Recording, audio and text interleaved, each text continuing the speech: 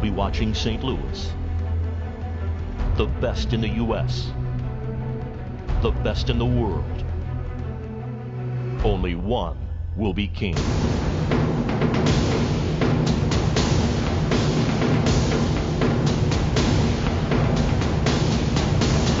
The Sinquefield Cup.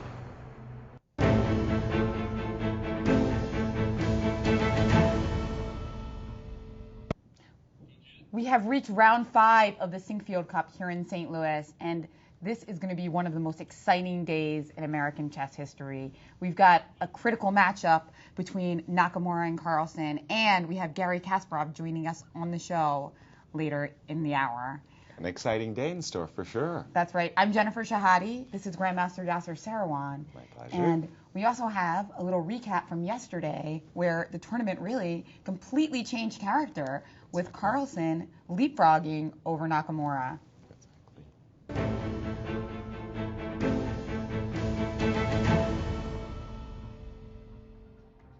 Well, today you saw the leaders trying to extend their lead. Nakamura, trying to beat Aronian, played very risky chess, and in the end, he was ground down and very disgusted by the loss he had.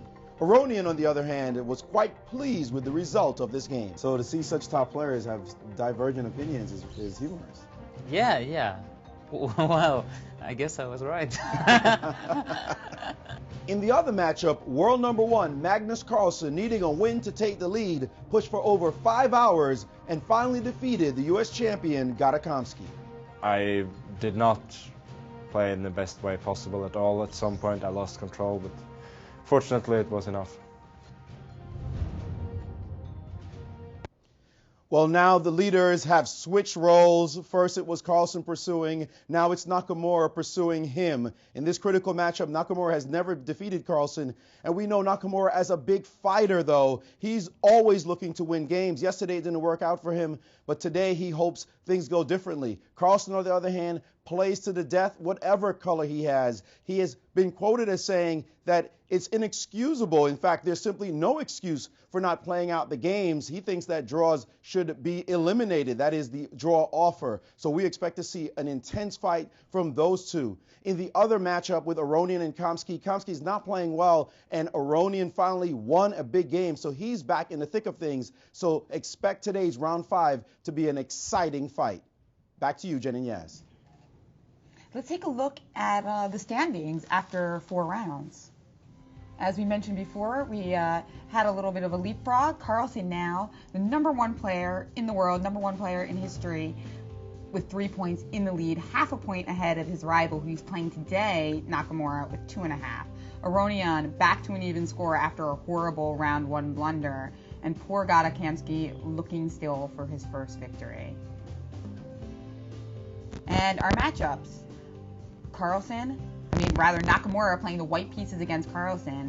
Nakamura, going to try to squeeze something out here. He's played a lot of games against Carlsen with the white pieces, and he's tried a lot of different things. Everyone's wondering, what is he going to do today? Is he going to go for E4 or D4? And we will find out quite soon. And then we also have our game between Aronian playing white again, so he's getting 2 whites in a row against Nakamura-Carlsen, and Aronian will need to win this game if he has any hope of grabbing the Sinquefield Cup. And we are actually getting some moves in. One of the biggest moves that we saw so far is that Nakamura has brought back the sunglasses. Oh, yes. And yes. That is not that shocking considering the fact that he didn't win that game, but he was on the better side of a draw with black against the top player in the world. Exactly. So that is cool, and he does look sharp with them. Yeah, he's in the distance there. He looks like a good bodyguard, huh?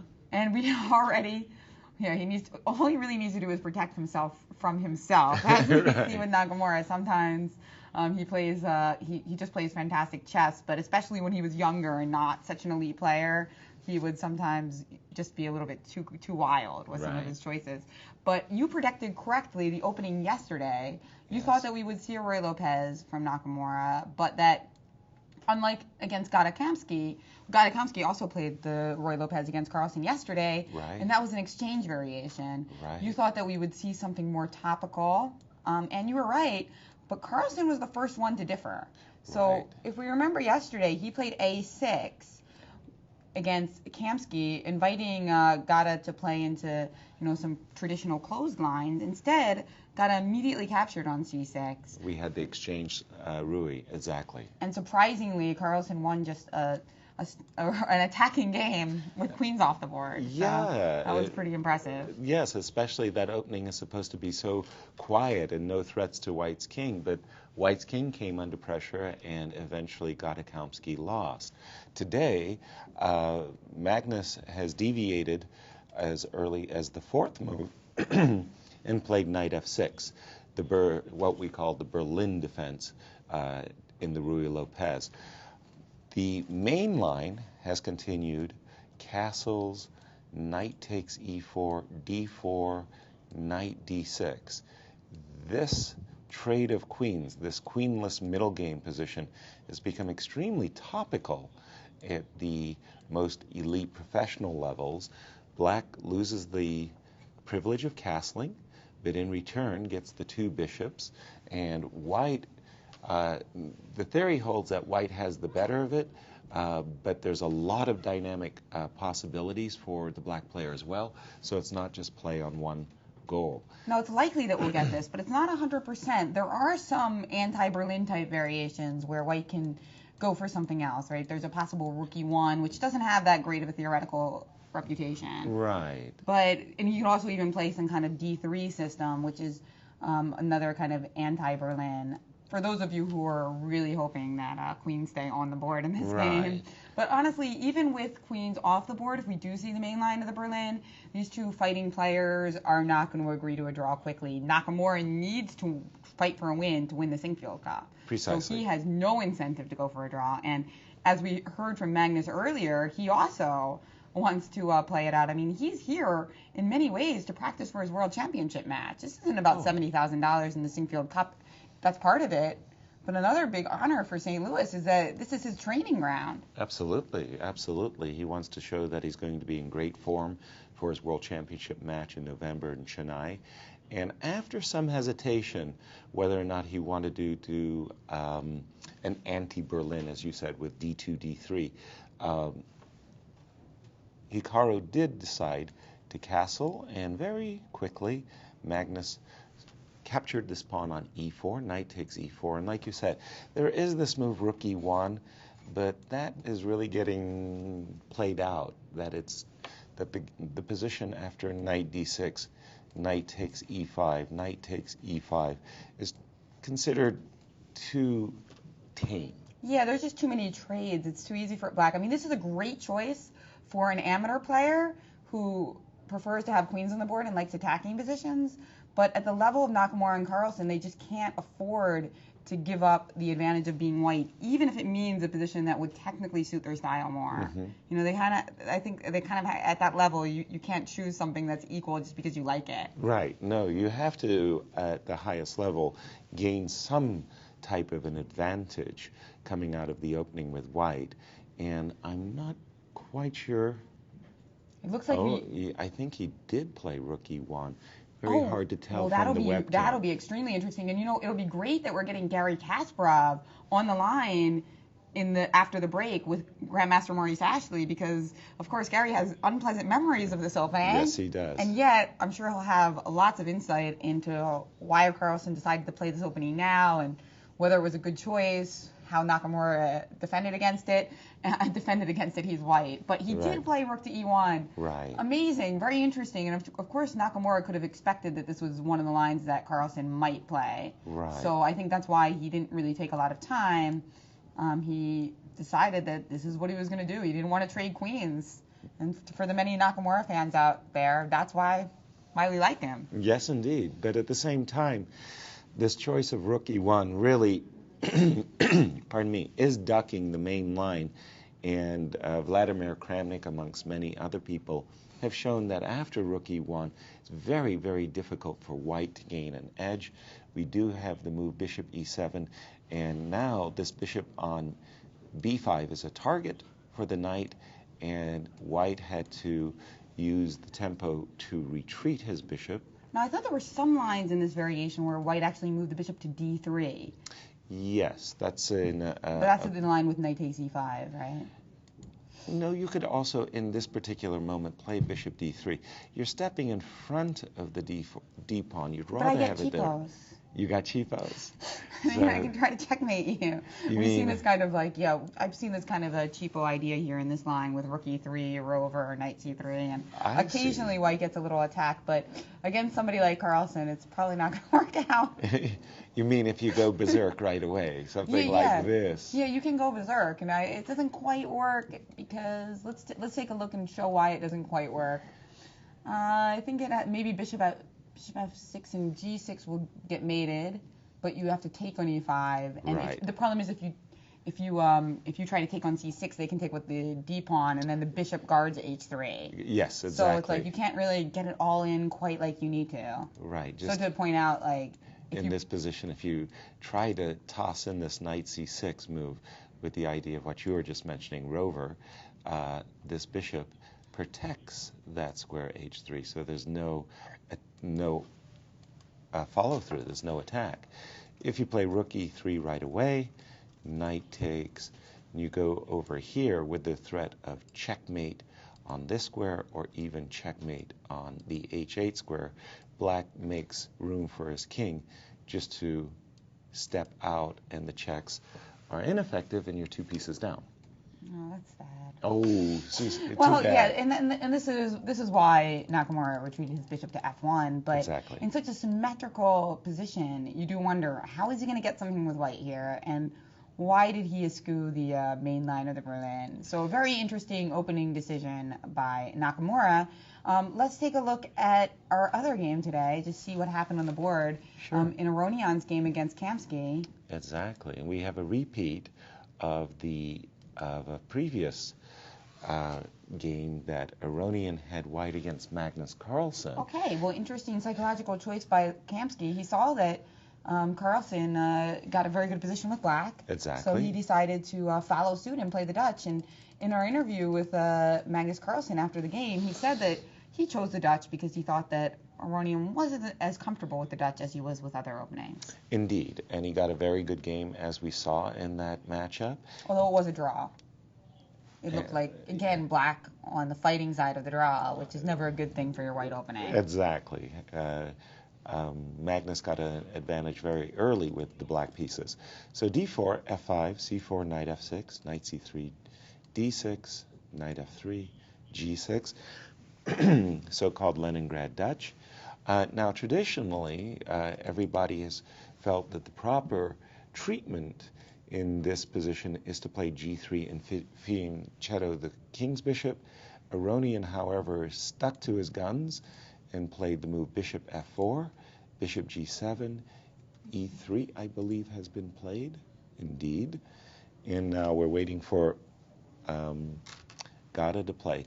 In that previous game that we've been citing, where Aronian was white and Magnus was black, that game had gone castles, bishop e2, knight c6, castles, and I believe it was knight e4 at this moment that led to a good game for Magnus as black. So certainly Aronian will have, Levon will have come with a better development from white's point of view. He may be thinking that he should just cut out this possibility of knight f6 to e4 by playing an early queen d1 to c2. And we'll see how he has prepared his opening for today. Yeah, and as usual, it looks like we've got 2 pretty exciting games in store. It's been pretty astonishing how combative these games have been. You know, I was worried that in some rounds with just 2 games, you know, maybe they would be a little dry, the draws would be relatively quick, but of course we have the 30-move draw rule, but even so, sometimes you can get a game that doesn't have a lot of juice to it. Mm-hmm. But that's been, to the contrary, every single round, totally thrilling. All the games have a great content, yes. That's right, and we've got Grandmaster Maurice Ashley for some thoughts on today's openings. Well, Jen, it's so often you see an opening start off slowly and you think, oh, these guys are just trying to draw, and then it suddenly builds and explodes into something super exciting. And I pulled up a game between Nakamura and Carlsen, one of the recent whites that Nakamura had in the London Classic in 2012. And in this position, Nakamura played the move c3. Now, we know the open Sicilian is the move d4 immediately and get into potentially wild positions. But here he played the move c3, and the game built rather slowly. I want to go to later in the game, in this moment here, after this position arose, and Nakamura played the move rook to a2. Now, again, we said slow build, slow position, c3 Sicilian, right?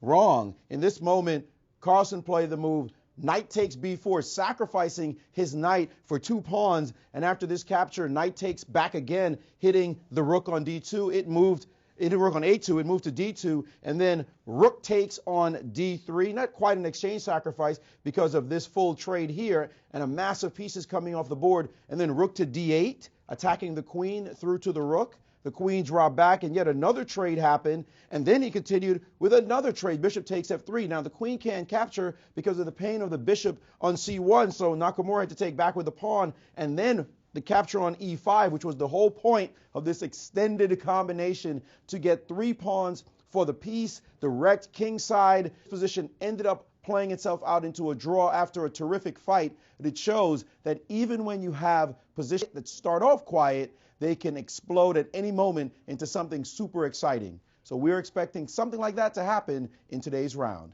Back to you guys. Let's take a look at Nakamura and Carlsen's previous matchups. As we mentioned before in the show, always a tough player for Nakamura. He's actually lost 7 games against him. And then we've got 13 draws. And that's in classical time controls. And although Magnus Carlsen is the top player in the world and has a pretty good score against most players, that's even larger than you would imagine. So, yeah, it's completely off the chart as far as their rating is concerned.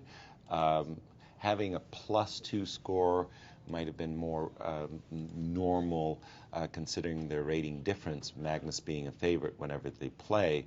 But a +7? No, that's crazy. No, in this tournament he has done pretty well. He won. He drew that game with black where he was better. Yes. So that was pretty impressive. And after the game, that was the one where he trotted out the sunglasses for the first time. Right. He tweeted at GM Hikaru, "No hypnotism, better chess."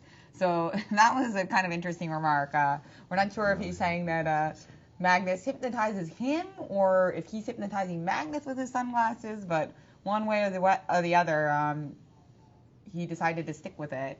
Yes. Superstitious. And, well, whatever works gets repeated. Let's see what... It seems like they're making a lot of moves. Now, they certainly are. It's kind of interesting because on one hand, I'm excited to see that Nakamura kept queens on the board, but on the other, there is a high percentage of draws in this line just because of the large quantity of trades. Now, to be honest, it almost looks like they're playing blitz. Is this real? Yeah, this doesn't seem real. How could this be? Well, there was a pause for the move rook e1. I'm just seeing so many moves. Right. There was a pause for the move rook e1 by Hikaru, and a pause by Magnus to decide whether or not he wanted to trade right away on e5. He did exchange, and then after the move castles, knight c3, developing, bringing the pieces off the back rank, preparing to play knight to d5, where the knight would be very well placed here. And here Magnus thought a little bit, but then decided on his reaction, which was knight on d6, drop back to e8. He's losing some time, but he has an idea of setting up c7, c6, d7, d5 in the center, and that is what he is playing for. So we had the move knight d5, attacking the bishop on e7. Magnus moved his bishop to d6 with a counter attack against the rook on e5. The rook dropped back to e1. Just a moment. Oops. Rook dropped back to e1. So all the way back, no prayers of rovers. Right. And black played c6. c7, c6, attacking the knight. Knight e3, hoping to perhaps hop into f5. Right. Magnus anticipating that and also trying to push his d-pawn forward, plays bishop to c7. Exactly. and the knight did hop nonetheless to the f5 square. So what Hikaru has in mind is to bring his knight, invade with knight e7 check, and take this bishop, winning the two bishops, even though it hasn't developed. Hikaru's spending a lot of time, and after knight...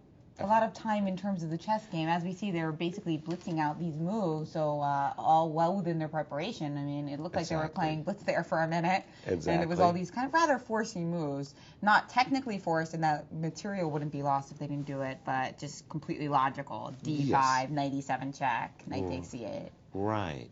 So we can sum up the results of the opening as follows. White has won the long-term advantage of the two bishops, but because the pawn structure is so symmetrical, it's very hard for the first player to prove an advantage. And on the other hand, notice that all of White's pieces, each and every single one of them, are on the first rank. So this gives Magnus the time he needs to bring his pieces out. I never saw a pair of bishops that you didn't like. I like the pair of bishops, but in this particular case, I just see very easy play for Magnus. He's going to bring his knight to f6. He's very likely to bring his queen to d6 with a checkmating threat, by the way, in passing. And then he's just going to challenge the e-file. So in this specific moment, I'd say White's advantage is so small as to be nearly minuscule. Right, so you'd still prefer White, but you don't think it's quite enough considering that he had the first move. Exactly.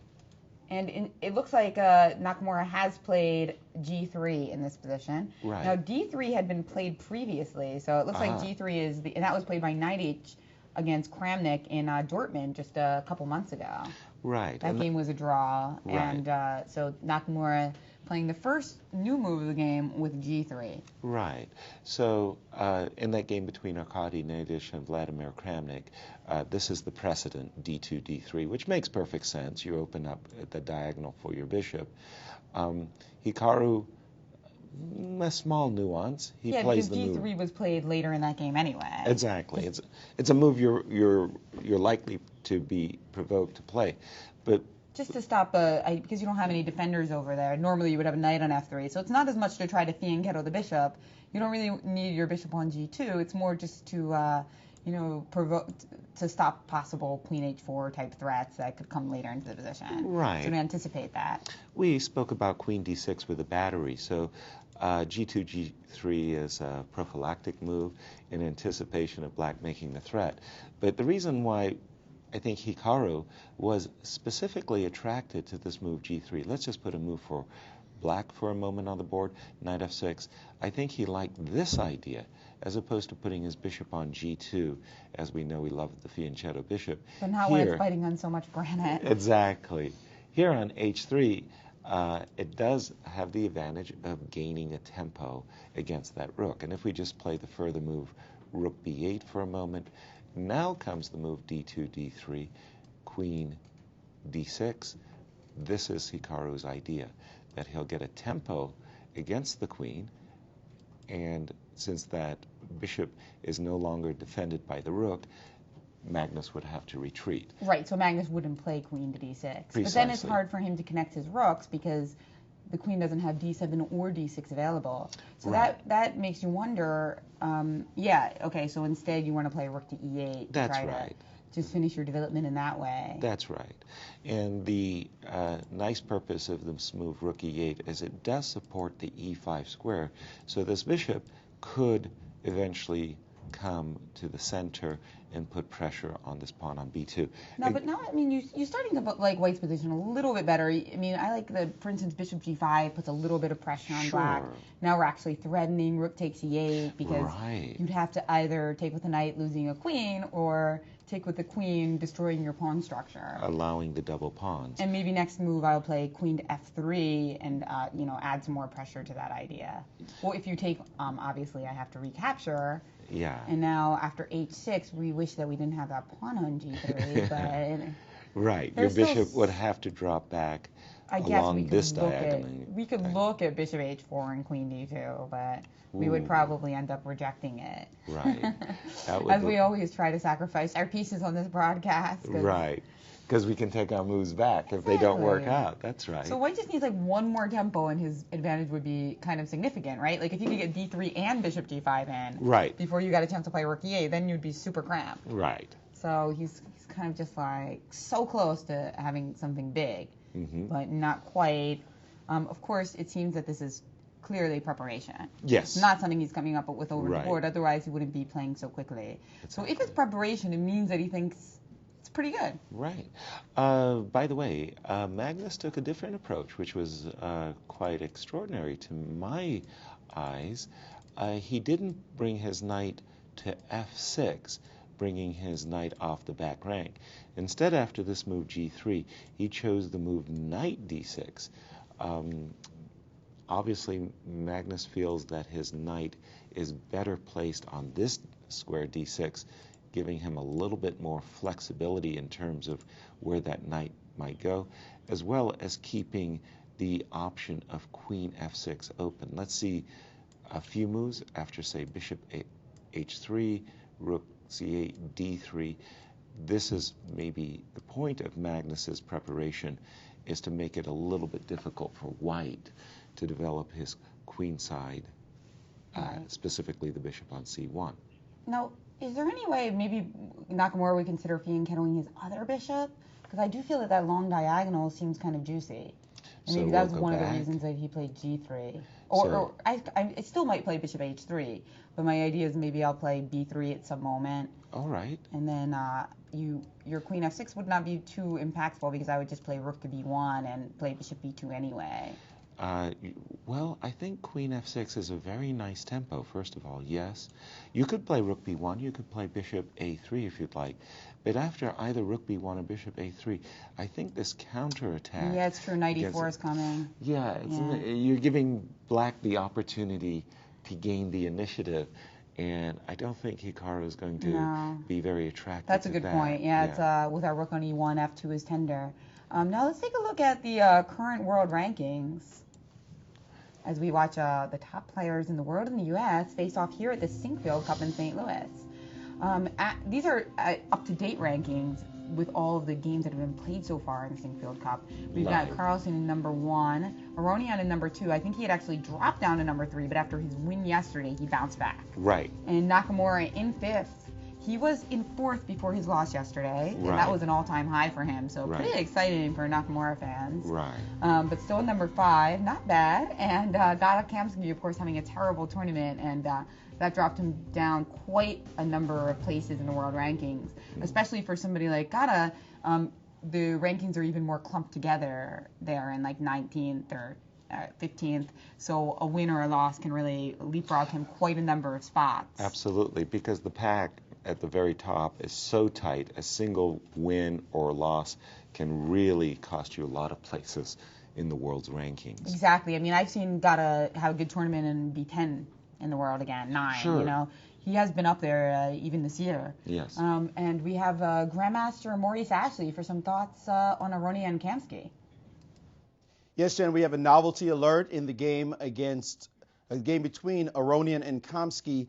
It seemed as though Kamsky was the one using the psychological ploy of repeating an opening that Aronian had a tough time against when he played against Carlsen earlier in the tournament in round 2. And so we have this Dutch defense on the board, and in this position we see that this bishop is on f4, which is somewhat unusual to see in this opening. Well, in that game against Carlsen, Aronian played the move castles in this moment, and we saw Carlsen play this very nice move, knight to e4, and this allowed him to very quickly play e5, and he had white on the ropes pretty quickly. He didn't manage to win the game, but certainly it's not something that Aronian wanted to repeat. We go back to this position in this game against Kamsky. Aronian had apparently improved on this game against Carlsen already, and he has played the move bishop back to g3, keeping his bishop out of the reach of the e-pawn, and so this small nuance Maybe he's prepared it beforehand just in case Kamsky played the move. But at any rate, Kamsky's now thinking about what to do about this new move. And in fact, Kamsky has moved, and he's played the move h6, it seems, on the board, and leaving Aronian to consider the position. Back to you guys. Thank you. So a number of novelties in this round, and both of them occurring on the G3 square. Yeah, and they're small. They're very subtle, very nuanced little moves to change the theoretical debate. Let's just take a look at why Aronian played this move, bishop g3. It's surprising, but this bishop on f4 might actually be a tactical target. In the game between Magnus, after the move castles, knight e4, Aronian as white could not have captured on the e4 square because now this bishop is a tactical target for the rook. The moment the knight moves, then black has this capture, knight takes d4, and if we take the knight, well, we lose our bishop. And no time for kamikaze on bishop takes d6 because you have the in-between move knight takes e2 check. Exactly. So what Aronian did is he dropped back with his bishop prior to castling, so he wanted to rule out this move knight e4. Now there's a big difference.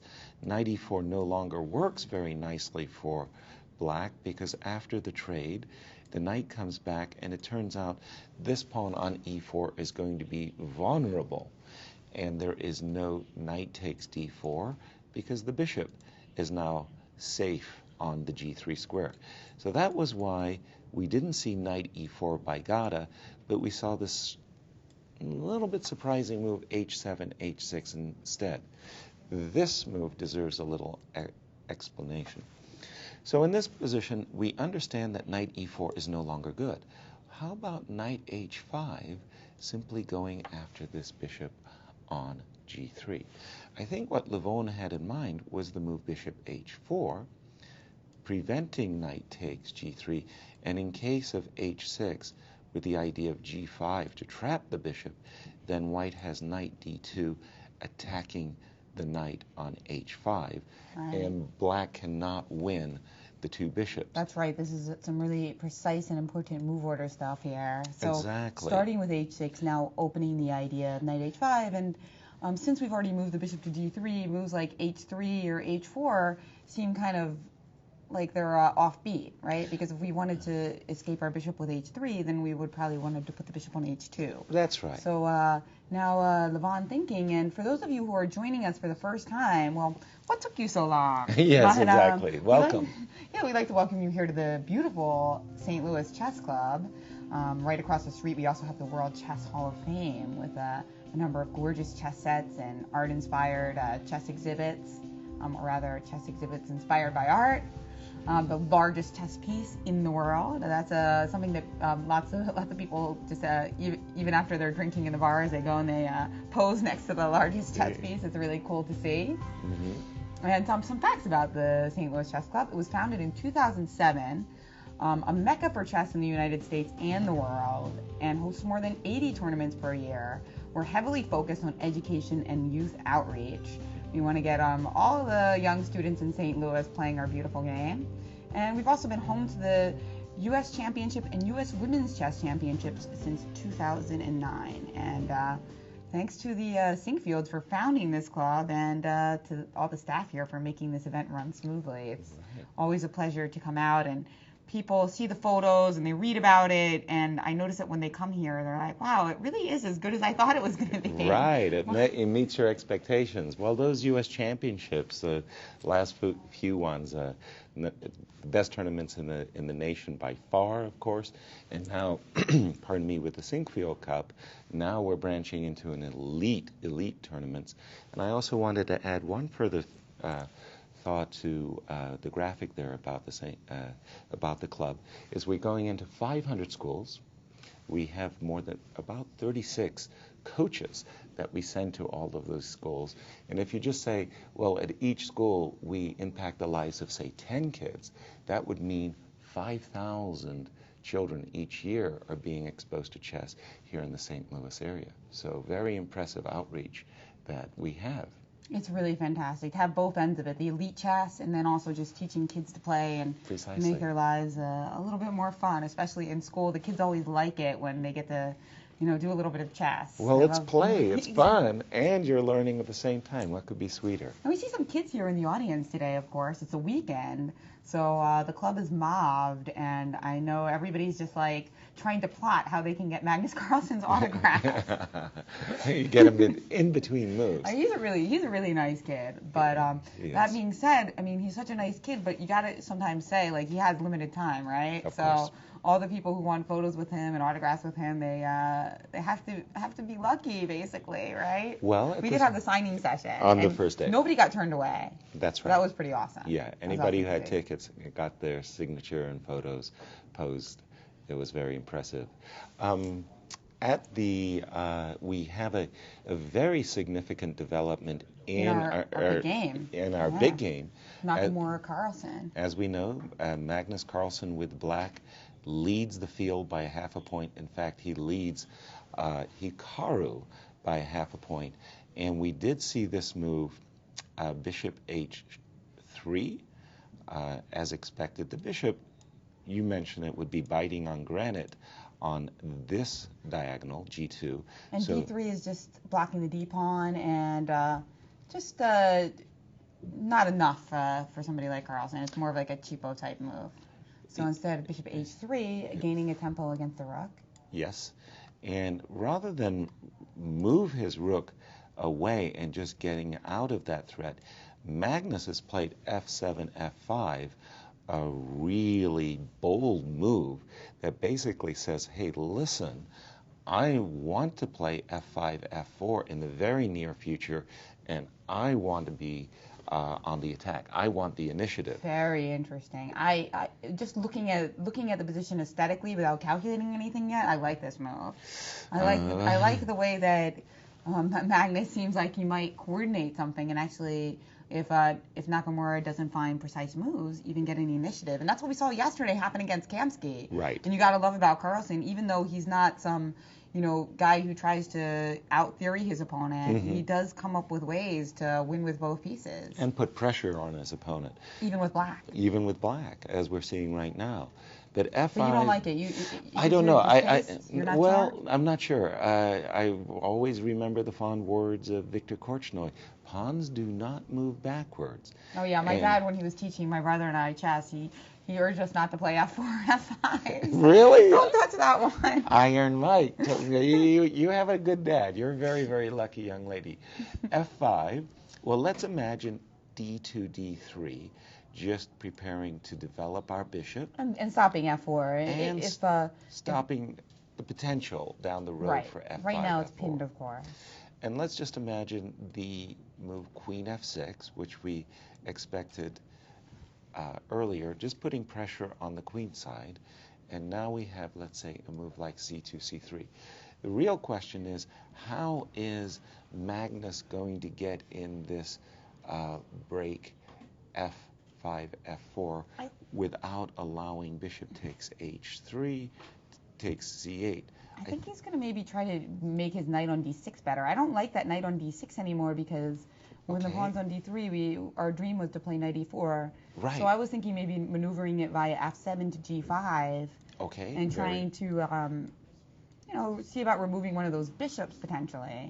Right. Or at least push the bishop back to g2. Although, to be fair, it doesn't look so bad to put the bishop back to g2. Once it's there, it actually looks like that knight on g5 might be kind of awkwardly placed. No, and I think it's right on the button. Let's say we're just going to make not necessarily a bad move, just a move for white, bishop d2. But your idea of knight g5, I am very attracted to this idea because if you can provoke the bishop to go back, then the move f5, f4 comes very suddenly because there's no attack on the rook, and black is set up for pretty promising kingside attack. So I like the setup. Because we're kind of attacking f2, but we also could play f3 in some positions and get a positional bind instead. Absolutely on the button, yes. And or if black wants, he could capture on g3 and just go knight f3 and trade. He has no problems whatsoever. He solved in this line of play. Black has completely solved his opening problems. So this move, f7, f5, first instincts was I shied away from the move, but on deeper inspection, closer inspection, I think it's a good idea. Well, it makes sense in that black's position was a little bit cramped. Like his knight is in the way of his bishop, and you know the knight can't really go to e4, and if the queen goes to f6, it's hard to connect the rook side easily. So this does have some kind of, even though it seems weakening, it does have another logical kind of points to it. Oh, and definitely there's some poison here. White will have to play carefully and accurately, not only to maintain a small edge, but not to fall into a disadvantage. And as we saw yesterday, Nakamura-Carlsen had what I thought was a fine opening, but just a little slip here and there, and then suddenly Magnus was all over the position and won in a very clear way. That's right, just an incredible fighter, and just seems to make so many good moves. Right.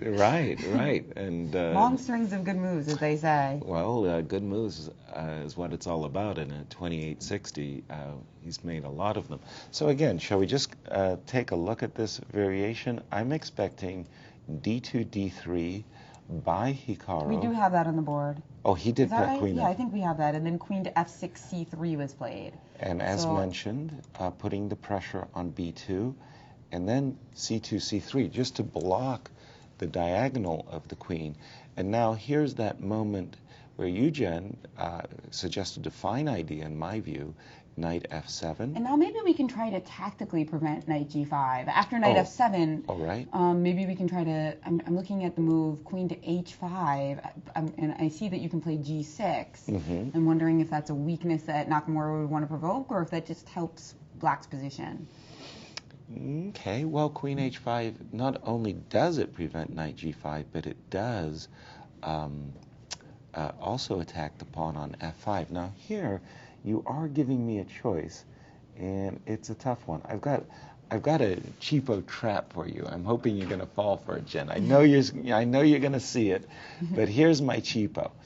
I want to play knight here so I can capture your pawn. I see what you're up to. All okay, right. I'm going to play bishop g5. Oh, you're going to fall for it? Oh, you're a great sport. You really are a good sport. So the idea is you're attacking my queen, and it looks like the bishop is adequately defended. But here we have the old knight fork. I'll take the bishop, you'll take my queen, and there we see it. Check to the white king, and after king moves, knight takes, black wins a piece and the game. Definitely one of those like kind of typical little chess tactics, this queen sacrifice. If you look in your combinations book, you'll find hundreds of variations on this theme, but sometimes it's hard for amateur players to see that over the board, even if they can find it in a tactics book. But it's a nice setup there. So yeah, queen h5, you're right. The question that you were asking, and I think it's a very salient question, is this move g7, g6, is that too weakening? In other words, is this diagonal is going to be like a magnet for white's dark squared bishop? Hard to say. Still a lot of play ahead in this game. And we do have a number of special guests for you today. In addition to having Garry Kasparov later in the show, we have one of the illustrious grandmasters from Webster University, Wesley So, and he is with Maurice Ashley. Thanks, Jen. With Grandmaster Wesley So, all of 19 years old, studying in his second year at Webster University. Welcome to the show, Wesley. Thank you. Now, you're over 2,700, and when you were 14 years old, you became a Grandmaster and the 8th youngest Grandmaster in history. Now you're watching these players. How does it feel to have a tournament like this close to you, and you're not even able to play in it? Yeah, no, I don't mind, but this is certainly one of the biggest tournaments I've ever followed. It is certainly the biggest tournament in US, and I'm very happy that it's made in St. Louis. It just confirms the fact that St. Louis is one of the top cities for chess in the United States. And I'm very happy to be here. Now, the games. What do you think about the quality of the games? You're a 2,700 player. You're number 39 in the world as of right now. What do you think about the quality as you've been examining these games? Yeah, I've been following the tournament. The games are very good. I've been following mostly Carlsen's games. Played a really good game yesterday against Kamsky, and where he won with black. And so for the games today, I'm still not sure what the results are going to be. They're just basically starting. Are you surprised by Hikaru's choice of opening with this very quiet variation of the real Lopez that normally doesn't promise any real advantage? Yeah, I thought Carlsen made a good opening choice today because basically he's up a point ahead and Nakamura has to win. And I think the Berlin is a good option. I guess there's not much choice against the Berlin these days. I mean, if you don't play Rook E1, move 5, you have to play D4. But Carlsen is very good in these endgames.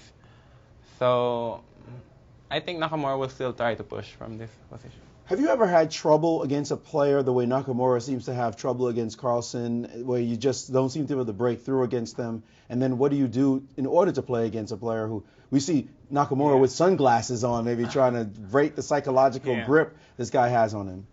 Oh yeah, I think like Nakamura tries to do it psychologically, right? And yourself, have you ever had this experience with a player who just seems to beat you every game? Yeah, I had some problems with my colleagues, like for example GM Anishgiri or GM Caruana. Like they are around my age, so I'm having some trouble playing against them sometimes.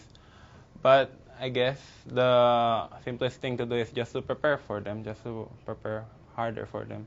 Even harder. What are your aspirations as far as becoming world champion? I know you're a student now, second year of college. Are you thinking, I mean, you're 19. Are you thinking maybe one day you could break through and become the top player in the world?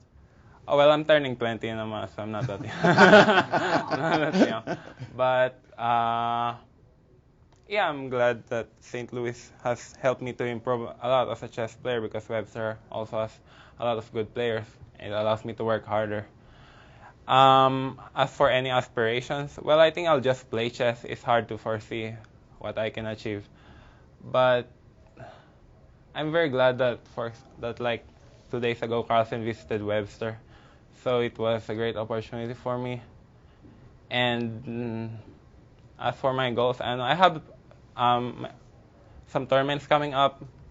I have 2 strong tournaments coming in Netherlands, so it depends how I do that tournament. So I don't know. Indeed. Well, we wish you best of luck with your chess career and your studies at Webster and everything else you aspire to do. Thank you very much. One thing I have to say is like it's a little strange. Aronian decided to play Bishop F4 again against the Dutch today. I'm not totally sure if that's the best idea, but we'll see. Okay, throwing in a little jab at the end there at Aronian. Well, we thank Grandmaster Wesley So, one of the top GMs in the world at only 19. He told me about to turn 20. Certainly a fine player. Back to you, Jen and Yas. Thank you, Maurice. Yeah, it's wonderful to see all of these Grandmaster guests. It's like you come to the club and, there's just so many stars walking around. It's really exciting. Right. There's also a lot of strong players from Lindenwood you see around, and you just never know who you're going to see here at the Sinquefield Cup. Well, and of course, one of the colleagues that goes to Webster, Liam from Vietnam, he was actually a reserve player in case something had happened to one of the 4 players here in the tournament. Liam was ready to step right in and say, okay. Fine young man, Wesley. I've known him since he was a young teen, and he's just developed tremendously. He's a great talent from the Philippines, the strongest Filipino player since the legend Eugene Torre. Oh, that's right. And he's only 19 and just a nice, modest man. I liked at the end he said, one more thing. One more thing. What is Levon Aronian doing? Thinking, like, what is he going to say now? Right. Yes, I thought he was going to say, "Hey, hello, Mom." Yeah, right. Hello, Jennifer. Something like. No, but that's the thing. He's so passionate about chess that he's watching these games and like. Wait a minute here. Yeah. Wait a minute here. They get really, you get really involved, and it's nice that Carlsen visited. I think like for even for a player that strong, having that extra inspiration of this tournament and Carlsen visiting and meeting. I mean, it's just like I'm sure you met Carlsen before, but right. It's very exciting. It makes you think like, well, if I gain like another 20 points, because right now Wesley is over 2,700. Absolutely. If I gain another 50 points, maybe I'll get invited. So precisely. It can be a real motivator. Right on. We just before we do leave this game and switch to the Kamsky game, Rook C8 E8 was played. So not that knight F7 move, but rather just very strategically challenging White for control over the E file. Just a nice, simple, solid move by Magnus Carlsen, and again, it looks like he solved most of his opening problems. Yeah, well, what do you think Nakamura is now going to do about his bishop on C1? Probably develop it. The question is where. Should he play the move bishop F4 and in one sense provoke G5, or should he just be a little bit more modest and play bishop D2? Well, bishop E3 is another possibility.